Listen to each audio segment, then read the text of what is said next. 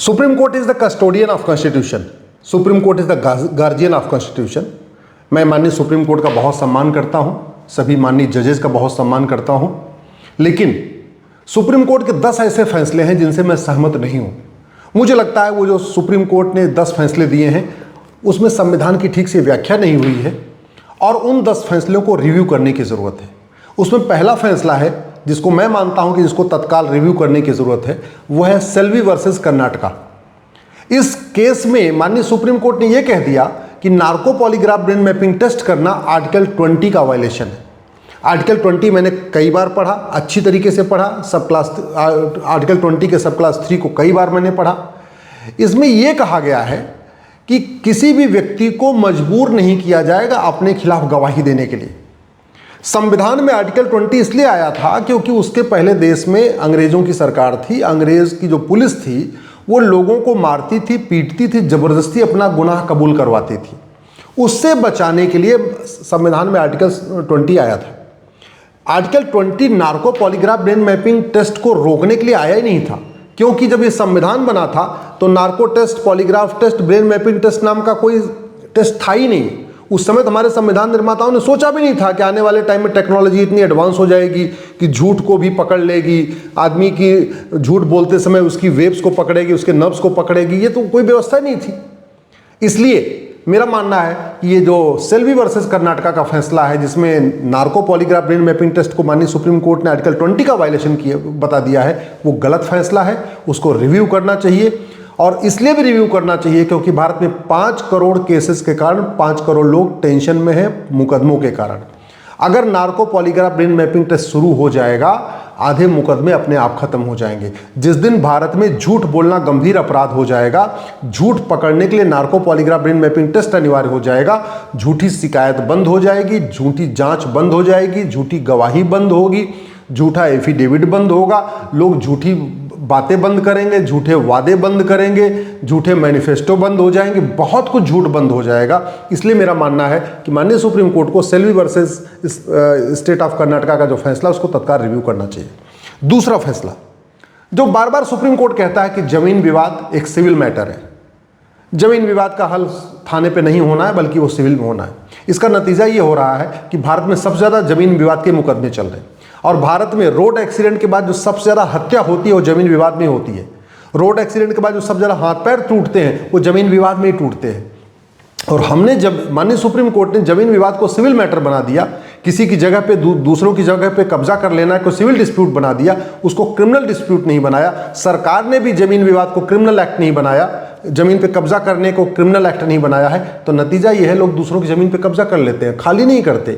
लोग किराए पे मकान लेते हैं, खाली नहीं करते। तो किराए के मकान के विवाद, जमीन के विवाद इतने बढ़ते चले जा रहे हैं। उसमें सबसे बड़ा जो रोड़ा है वो माननीय सुप्रीम कोर्ट के फैसले हैं जो कहते हैं जमीन विवाद एक सिविल डिस्प्यूट है, ये क्रिमिनल एक्ट नहीं है।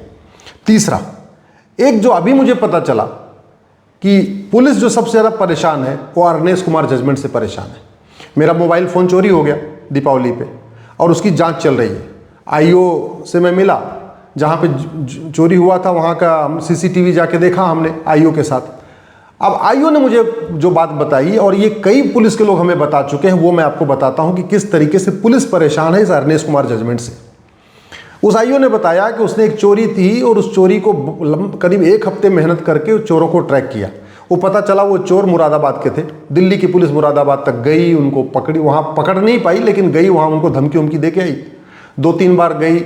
एक तो पहली बार में नॉन अवेलेबल वारंट इशू नहीं होता, उसके लिए 3 बार जाओ तो magistrate non available warrant issue करते हैं। तो पुलिस पूरे 1 महीने तक करती रही, जाके नॉन अवेलेबल वारंट इशू हो गया और जब गए फिर वहाँ पे चोर नहीं मिले और बाद में चोरों ने अरनेश कुमार का जजमेंट दिखाया और उनको वहीं कोर्ट से सीधे सीधे सरेंडर करके उनको जमानत मिल गई।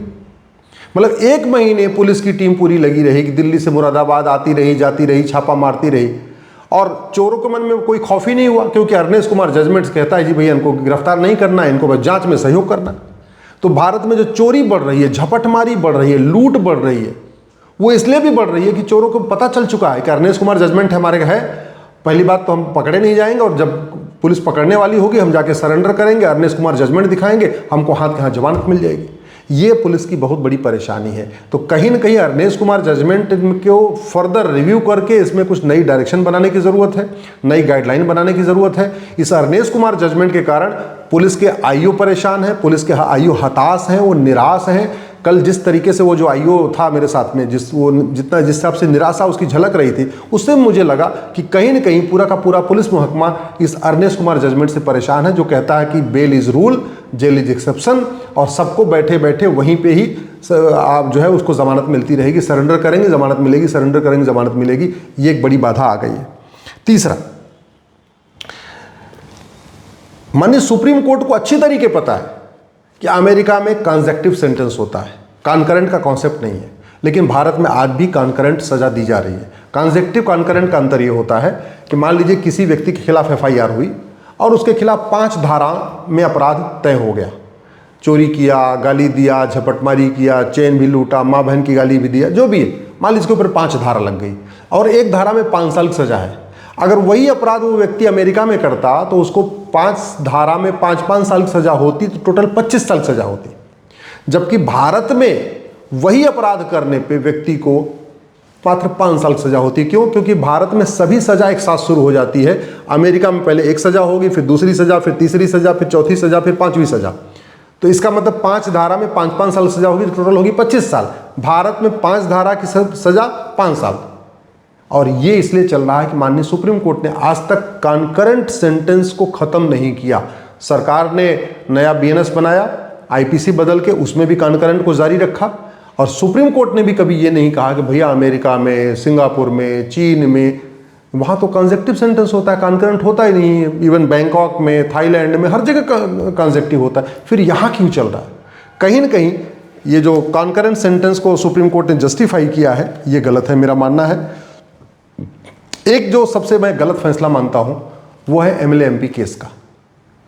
नरसिम्हा राव केस में माननीय सुप्रीम कोर्ट की 5 जजों की बेंच ने बोला MLA MP पब्लिक सर्वेंट होते हैं। BNS में जो पब्लिक सर्वेंट का डेफिनेशन है उसके हिसाब से भी MLA MP पब्लिक सर्वेंट है। MLA MP को सैलरी भी मिलती है। Bar council of India rule कहता है कि जिसको भी सैलरी मिलेगी, जिसको भी bar council of India rule कहता है कि जिसको भी सैलरी मिलेगी वो वकालत नहीं कर सकता। इसके बावजूद सुप्रीम कोर्ट में पर डे सांसद विधायक वकालत करते हैं। और ऐसा नहीं कि केवल संसद विधायक नहीं चल रही तब छुट्टियों में करते, संसद चलती रहती है फिर भी वकालत करते रहते। मैं कम से कम 15 से 20 ऐसे सांसदों को देखता हूं जो लोकसभा राज्यसभा के हैं, जो उधर पार्लियामेंट चल रही होती है वो पार्लियामेंट नहीं जाते, वो संसद में आते हैं। पार्लियामेंट के बनाए गए कानून को संसद में, सुप्रीम कोर्ट में चैलेंज करते हैं। ये अपने आप में कॉन्फ्लिक्ट ऑफ इंटरेस्ट है। मुझे बड़ा आश्चर्य होता है कि माननीय सुप्रीम कोर्ट कह चुका है MLA MP पब्लिक सर्वेंट है। माननीय सुप्रीम कोर्ट को पता है कि MLA MP को सैलरी स्लिप मिलती है, वो सैलरीड हैं, उनको सैलरी नहीं बल्कि वेतन भत्ता, गाड़ी बंगला भी मिलता है। इसके बावजूद कहते नहीं जी इनकी वकालत पे नहीं रोक लगेगी। मुझे लगता है ये फैसला कहीं न कहीं गलत है, दबाव में लिया गया फैसला है, ये ठीक नहीं है, इसको रिव्यू करने की ज़रूरत है। एक जो और बड़ा फैसला TMA पाई केस का, जिसमें माइनॉरिटी मेजॉरिटी की बात हुई। दूसरा अलीगढ़ मुस्लिम यूनिवर्सिटी का केस, वहाँ पे भी माइनॉरिटी की बात हुई। फिर मदरसा, फिर माइनॉरिटी की बात हुई।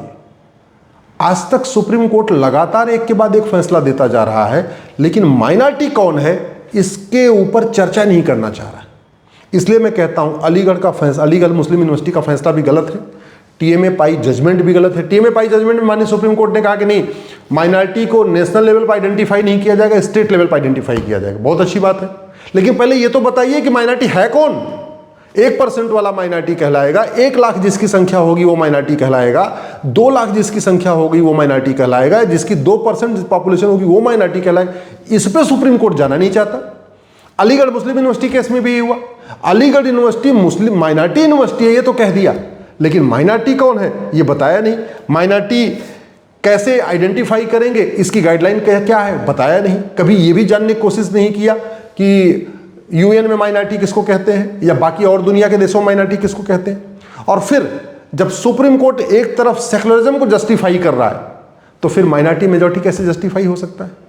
इसलिए मैं कहता हूं कि सुप्रीम कोर्ट के 10 ऐसे फैसले हैं जो न जनहित में है, न समाज हित में है, न राष्ट्रहित में है। सुप्रीम कोर्ट के 10 ऐसे फैसले हैं जिसकी वजह से भ्रष्टाचार भी बढ़ रहा है, अपराध भी बढ़ रहा है, अराजकता भी बढ़ रही, अलगाववाद भी बढ़ रहा है। इन 10 फैसले को रिव्यू करने की ज़रूरत है। माइनॉरिटी, जब माननीय सुप्रीम कोर्ट को पता है कि देश का विभाजन मजहब के आधार पर हुआ है, माननीय सुप्रीम कोर्ट को पता है कि सेकुलर शब्द प्रियम्बल में जोड़ दिया गया है, सुप्रीम कोर्ट ने उस सेकुलर शब्द को जब हमने चैलेंज किया तो जस्टिफाई भी कर दिया, ये कहते हुए कि आप तो 50 साल के बाद आए हैं तो क्या हो गया। हालांकि जब इमरजेंसी गलत है तो इमरजेंसी के द्वारा संविधान संशोधन कैसे ठीक हो सकता है, आज तक ये बात समझ में नहीं आई। लेकिन अगर हमने चलो मान भी लिया कि बिल्कुल ठीक है, तो सेकुलरिज्म के रहते हुए मजहब के आधार पर नियम कानून कैसे चल सकता है। सेकुलर शब्द के रहते हुए प्रियम्बल में मजहब के आधार पर वक्फ बोर्ड, वक्फ ट्रिब्यूनल कैसे चल सकता है। सेकुलर शब्द के रहते हुए मजहब के आधार पर लोन और वजीफा कैसे हो सकता है। सेकुलर शब्द के रहते हुए मजहब के आधार पर मंत्रालय और आयोग कैसे चल सकता है। कभी सुप्रीम कोर्ट ने इसके ऊपर सवाल नहीं उठाया। इसलिए मेरा मानना है माननीय सुप्रीम कोर्ट को अपना Selvi versus state of Karnataka, इसी तरीके से अर्नेश कुमार, इसी तरीके से कंजेक्टिव सेंटेंस का जो फैसला है, ऐसे ही ह्यूमन राइट के ऊपर जो फैसले हैं, मेरा मानना है मानवाधिकार मानव का होना चाहिए, दानव का नहीं। मानव दानव के बीच में भेद अंतर करना ही पड़ेगा। आम और बबूल कभी एक समान नहीं हो सकते, हिरन और भेड़िया कभी एक समान नहीं हो सकते, ऐसे मानव और दानव कभी एक समान नहीं हो सकते। सभी के लिए सबके मानवाधिकार की चिंता करने के कारण सही लोगों के मानवाधिकार की चिंता नहीं हो पा रही है। मेरा मानना है अलगाववादियों, आतंकवादियों, नक्सलियों, जिहादियों, मजहबी उन्मादियों, पत्थरबाजों, इनका, बलात्कारियों, भ्रष्टाचारियों का मानवाधिकार की चिंता नहीं करना चाहिए। सुप्रीम कोर्ट को चिंता करनी चाहिए मानवाधिकार की। जो ईमानदार हैं, जो अच्छे लोग हैं, अच्छी तरीके से रहना चाहते हैं, उनकी चिंता करना चाहिए। कहीं न कहीं TMA पाई केस का जो जजमेंट है उसको रिव्यू करने की ज़रूरत है। अलीगढ़ मुस्लिम यूनिवर्सिटी का जजमेंट है उसको रिव्यू करने की ज़रूरत है। माननीय सुप्रीम कोर्ट ने मदरसा को, बोर्ड को मान्यता दे दिया, बड़े आश्चर्य की बात है।